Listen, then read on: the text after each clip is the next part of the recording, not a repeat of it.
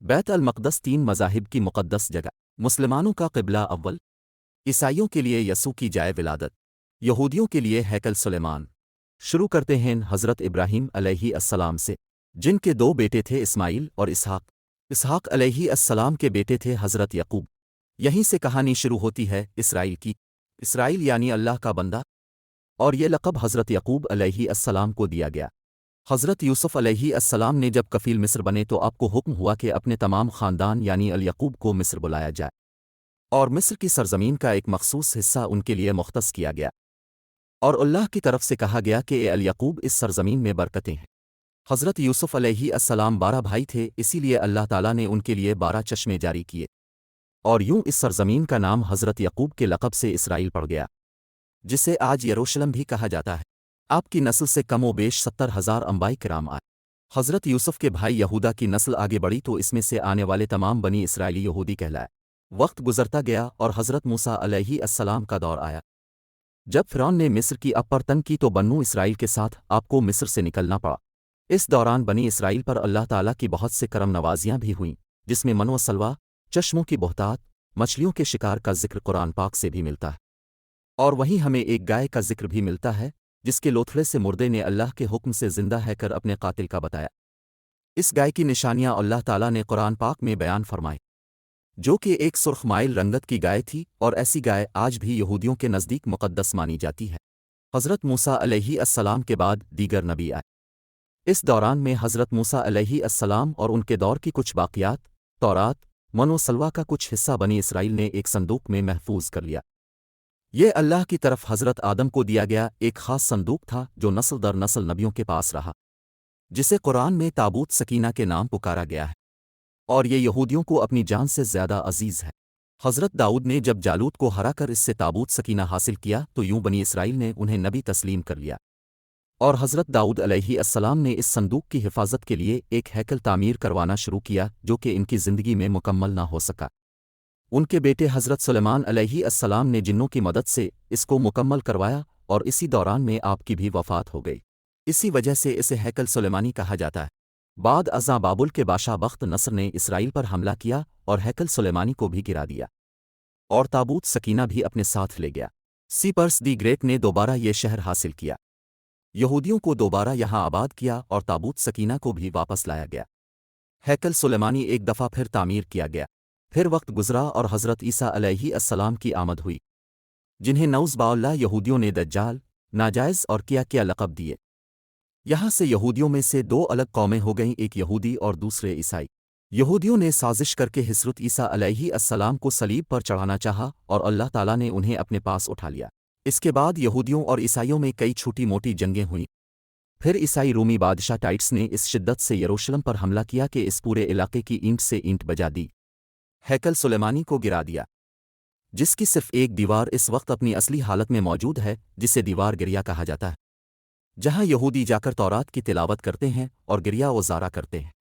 تابوت سکینہ بھی نہ جانے کہاں غائب ہو گیا۔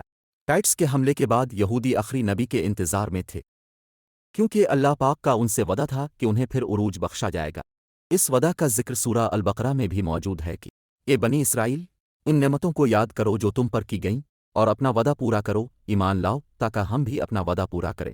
قیامت کی نشانیوں میں سے ایک نشانی یہ بھی ہے کہ ہیکل سلیمانی کی 3 دفعہ تعمیر ہوگی، جو کہ 2 دفعہ ہو چکی ہے۔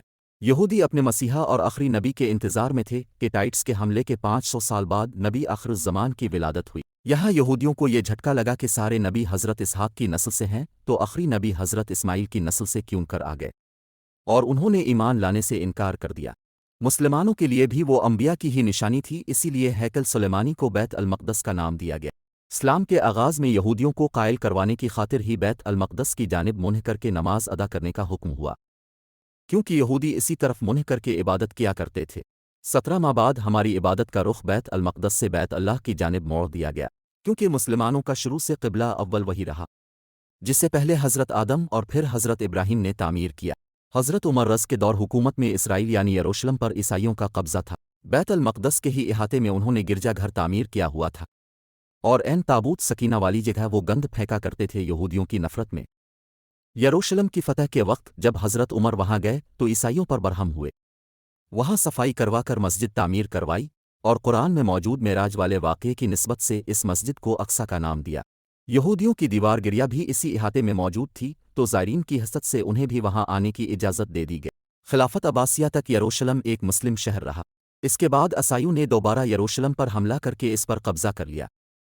صلاح الدین ایوبی نے عیسائیوں کے خلاف 50 سے زائد جنگیں کر کے بیت المقدس دوبارہ حاصل کیا، اور پھر 700 سالوں تک یہ خلافت عثمانیہ کے زیر سلطنت رہا۔ یہودیوں کو بھی دیوار گریا تک اپنے مذہبی اقدامات کی آزادی رہی، اور یہودی آہستہ آہستہ پھر یروشلم میں آباد ہونا شروع ہو گئے۔ اس دوران میں کئی بار انہوں نے خلافت عثمانیہ کے سلطان کو پیسوں کے عوض یروشلم انہیں سونپنے کا لالچ دیا، لیکن ناکام رہے، اور پھر دوسری جنگ عظیم میں عیسائی سپاہی ہٹلر نے چن چن کر یہودیوں مارا۔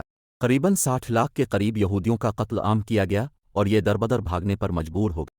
اس دوران میں انہیں یہ اندازہ ہو چکا تھا کہ انہیں اب خود اپنی پہچان بنانی ہے، اور بائبل میں موجود یہودیوں کے آخری عروج سے قبل والی کئی نشانیاں بھی ظاہر ہو چکی تھیں، اور وہ یہ تسلیم کر چکے تھے کہ ان کا آخری مسیحا اب دجال ہوگا، جس کی بدولت پوری دنیا میں ان کا دوبارہ بول بالا ہوگا۔ انہوں نے برطانیہ سے ساز باز کر کے خود کو الگ ریاست تسلیم کروا لیا۔ یوں اسرائیل باقاعدہ ایک ملک کی صورت میں دنیا کے نقشے پر ابھرا۔ پھر آہستہ آہستہ انہوں نے فلسطین اور دیگر مصری علاقوں پر بھی قبضہ کر لیا۔ عرب ممالک اسرائیل کے خلاف جنگ پر آئے، لیکن اس وقت تک یہ خود کو اتنا مضبوط کر چکے تھے، عرب ممالک کو اس ایک چھوٹے سے ملک سے مونکی کھانی پڑی۔ عیسائیوں نے بھی دیکھ لیا کہ اب ان سے لڑ کر کچھ وصول نہیں ہونا، تو باقاعدہ گرجا گھروں میں پادریوں نے تقریبات منعقد کیں اور یہودیوں کے لیے معافی کا اعلان کیا گیا۔ یوں سیاسی اور اقتصادی مفاد پرستی نے 2000 سالوں سے ایک دوسرے کے ازلی و جانی دشمنوں کو ایک صف پر لا کھڑا کیا، اور قرآن کی بات بھی سچ ہو گئی کہ یہود و نصری ایک دوسرے کے دوست ہیں۔ یہودیوں کے عقائد کے مطابق وہ ہیکل سلیمانی کی حفاظت نہیں کر پائے تو خود کو قصوروار کہتے ہیں، خود کو سزا دینے کے لیے زنجیروں اور چمڑے سے پیٹتے ہیں، اور دیوار گریا کے پاس آہو زاری کرتے۔ وہ ایمان رکھتے ہیں تیسری بار انہیں پوری دنیا پر حکمرانی حاصل ہوگی، اس کے لیے انہیں مسجد اقصی کو گرانا ہو، جس کی تیارہ وہ کر چکے۔ کب سے مسجد اقصی کے نیچے بارودی سرنگیں بچھا دی گئی۔ اس کے بعد ہیکل سلیمانی تعمیر کر کے تابوت سکینہ وہاں رکھنا ہے۔